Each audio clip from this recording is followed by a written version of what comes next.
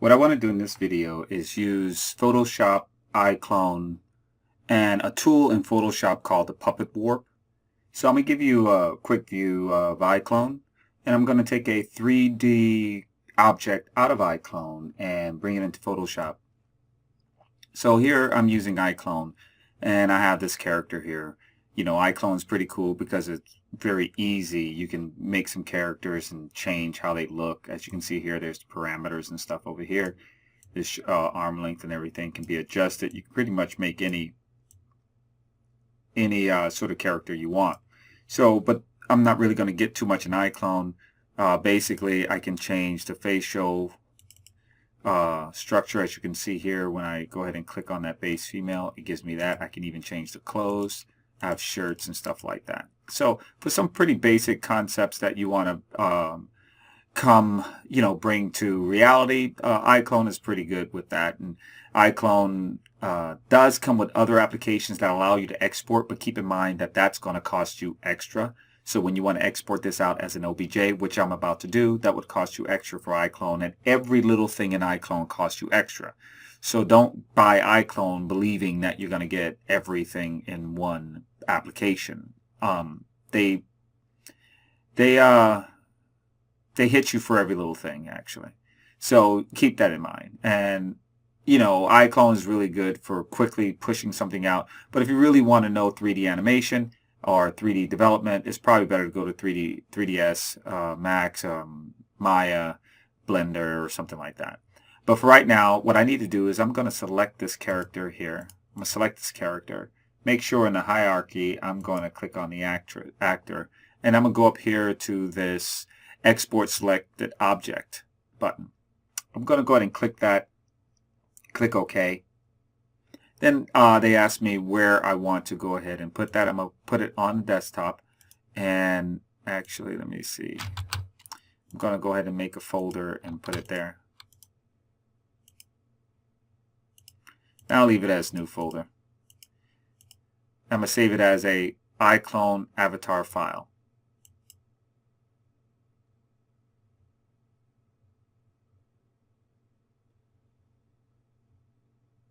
Now, once that's done, I could have actually gone here, export as OBJ, but really, or FBX. I could have done that also. But really what I want to do is I want to keep all the settings the same. And then what I'm going to then do is open up this 3D Exchange. I'm going to go to File, and I'm going to open the file I just now saved. So I saved that inside of the new folder. Here's the one I saved, and I'm going to go ahead and open that up. After opening it up, you see I have my 3D character here, which I have not adjusted in any sort of way. That's the full character or whatever. So now I'm going to take that file and I'm going to export that as an OBJ, and I can change that file to whatever name I want, leaving everything else the same.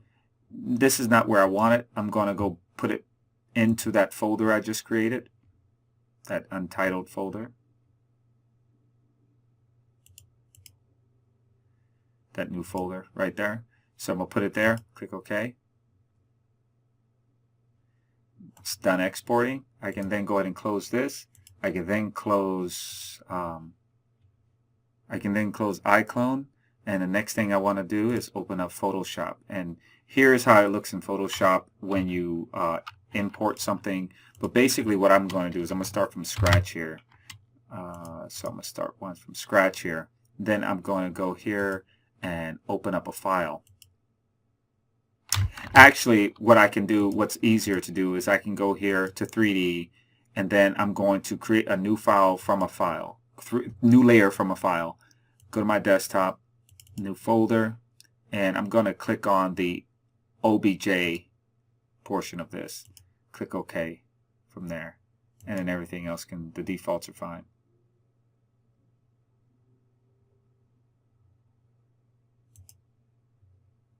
Once it's done loading, here we are. So what Photoshop does is it goes into a 3D mode. So you're getting this view in Photoshop, but with a 3D mode selected. And then when you look at your layer, you'll see that there is this object here with all the textures and the diffuse maps and everything that's related to the 3D character here. Now, in order to use the puppet tool on this 3D character, I can't just straight use it this way. Because right now I can manipulate the layer and stuff, but I can't use the puppet tool immediately. But what I can do is I can rotate this. I can go here, I can orbit around the character and choose a different position. So let's say I choose that position, and then I go into Photoshop, and now I can use my standard tools in Photoshop, you see. And I can do this just like any other layer, like I can draw on it, just like any layer here. Save that. I can also, when I'm done, let's say I'm in this layer here, sorry, I'm in this layer here, I can go ahead and draw on it just like any other layer. And if I wanted to, I can select this layer, go back to my selection tool, and change any part of this that I want. I can even orbit to a different direction with everything still drawn on there as I had before. And there's my picture right there.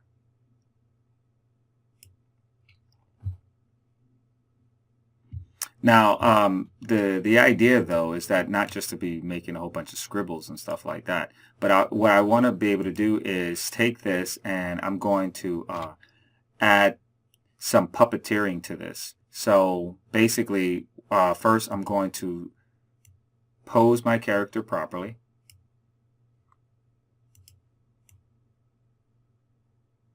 So there she is. So pose my character. And now I'm going to go back to this layer. I'm going to remove this background layer by deleting it, by dragging it to the trash. And then I'm going to select my layer. And in order for the puppet tool to work on 3D, you have to right-click and convert this to a smart object. Once it converts to a smart object, now I can go to my Edit, and I can go to Puppet Warp tool.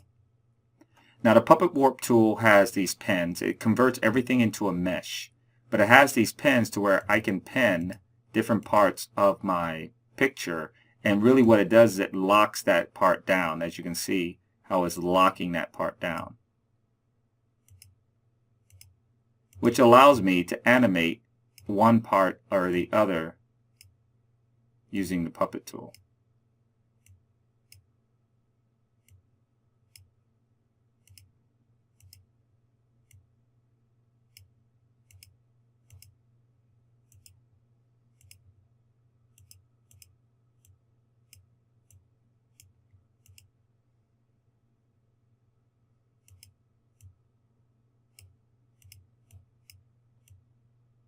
Now, what I can also do with the Puppet tool is if I don't want to want any of these marks, what I can do is I can hold down Alt and I can delete the ones I don't want.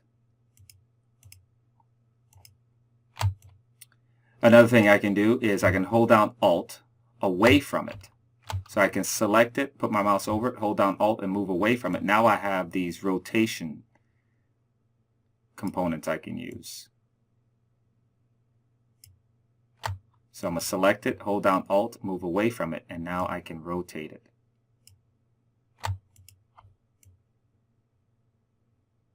So, you know, the Puppet tool is really used to be able to make really cartoony looking things. For instance, let's say if I wanted to stretch out someone's arm, right? You can do all kind of weird, interesting things with this. And I can even animate this inside of Photoshop. And so that's how you use the Puppet tool. You know, that's how you bring in a 3D character, and then you can use the Puppet tool and use that 3D character as the point of concern when you're dealing with the Puppet tool itself. I can always go back to my 3D view with this, but the fact of the matter is I've made this into a composition. Now, the one thing you need to be aware of, especially with the Puppet tool, is that even though this is a composition, I have to go ahead and apply these changes. Here's another cool effect that you can do. So let's say this arm is in front, right? With the puppet tool, this arm is in front. These pins have layers connected to it. So I can take this pin and select it, and then I can push it down a layer by using the depth. And as you can see, that entire layer goes behind. I can also push it in front. So that's a pretty cool effect that you have there. I also have the expansion, and I also have the kind of movement or the kind of deformation I wanted to do. So this is more of a rigid deforming.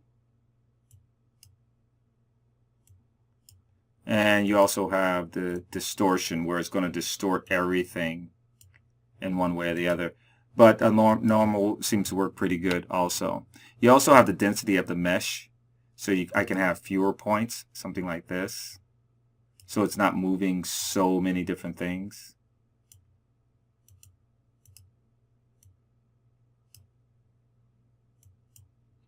And then I can have the, go back to my normal. And if I wanted to go ahead and undo all of that, I can just hit this undo button right here. Or I can hit, I don't want any of these changes, and go right back to the original. Let's say I had something like this snake here, and I wanted to use the puppet tool for this. So what I would do first is I would clear this background. I'm going to hit Control W, I'm going to hit W and delete that background there. So now I have this snake. So then after I have that snake, here's my snake layer. I can double click that and name that layer. Then I can go to Edit, and then I can go to Puppet Warp, and it gives me this mesh. From here I can just start clicking on the areas of the mesh that I want to be able to animate or move.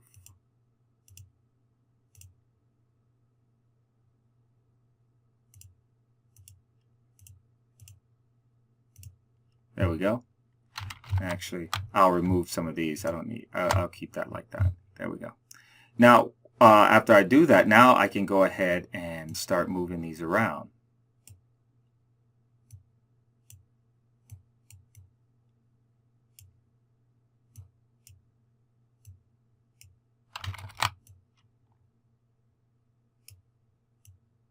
So that's pretty cool. I mean, that whole motion that you get right out of After Effects, they put it right there in Photoshop for us to be able to do something with it. And I can also do that whole thing to where, okay, I want that part to be in front. So I'm going to take this, I'm going to select this one, and I'm going to bring that up a layer.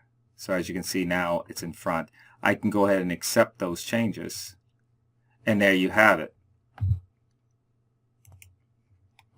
Another thing you can do here, right now, I have those changes, and as you can see here in CS6 this wasn't the case. So this is kind of a little thing you need to know, is that here, you know, you can't see that I had anything regarding the puppet tool going on here. And if I really wanted to go back, I can't use the puppet tool to go back into this and edit it. Well, there's a way to do that. In order for this to work, and I'm going to hit Control Alt Z to get back to the way the snake was originally. The first thing I need to do is convert this into I need to convert this into a smart object. So I'm going to go convert to a smart object. I can still rename this. Right, so I converted to a smart object. Now on the smart object, I'm going to go to Edit, and I'm going to go to the puppet tool. Now you can see that there's this composition going on here. Now I can go ahead and add my points. I'm not going to add that many points. And I'm going to click OK. Now watch what happens over here. When I do that, because I added it as a composition, it put that smart filter inside of that composition. So now in order for this to, whenever I want to edit this, I can then go here and click the puppet tool and then edit it whichever way I want.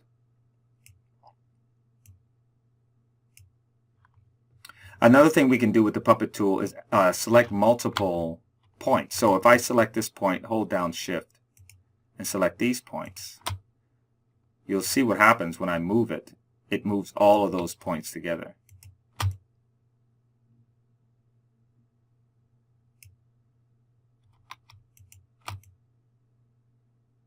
Hello, my name is Snaky. And by the way, when you're doing this, you have to do what I just did, that hello, my name is Snaky.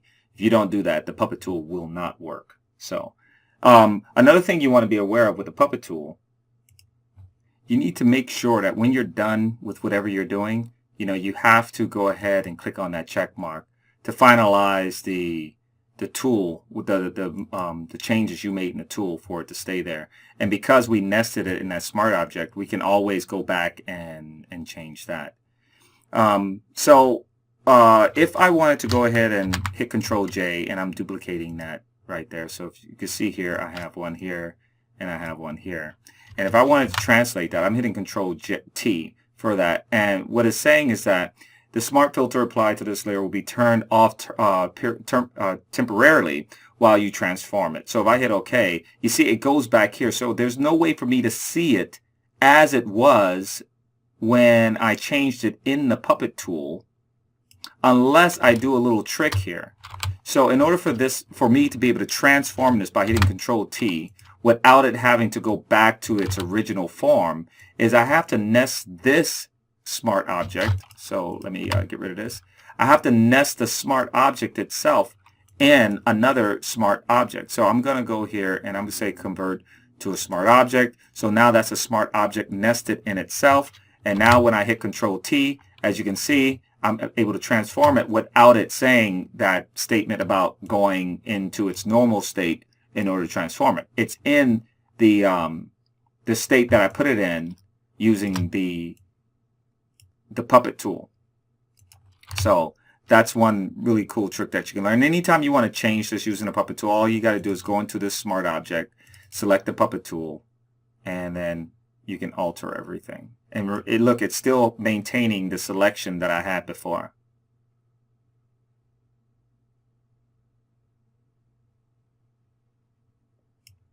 So there you go. And that's called the snake dance, if you didn't know. Whenever you go to the club, you want to kind of try to do this.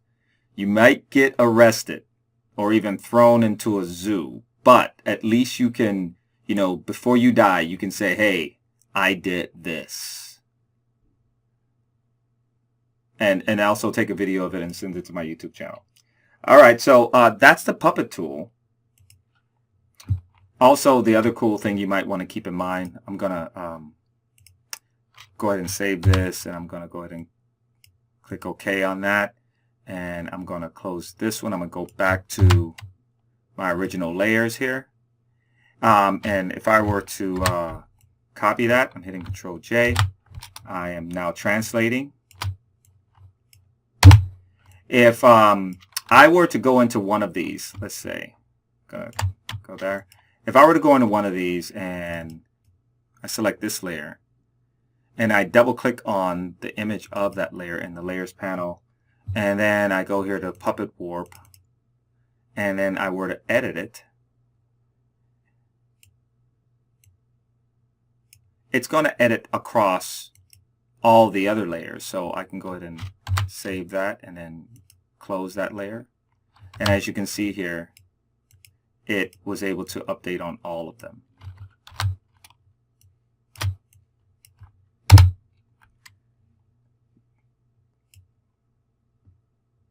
So that's how you use the Puppet Warp tool. That's how you bring in 3D objects inside of Photoshop. And then what we want to learn next is how to animate that Puppet tool using the animation tools inside of Photoshop. We'll talk about that next time. So if you have any questions, any comments, go ahead and leave them in the comment section below. And make sure you subscribe so you can be aware of the new videos I put up. See you guys next time.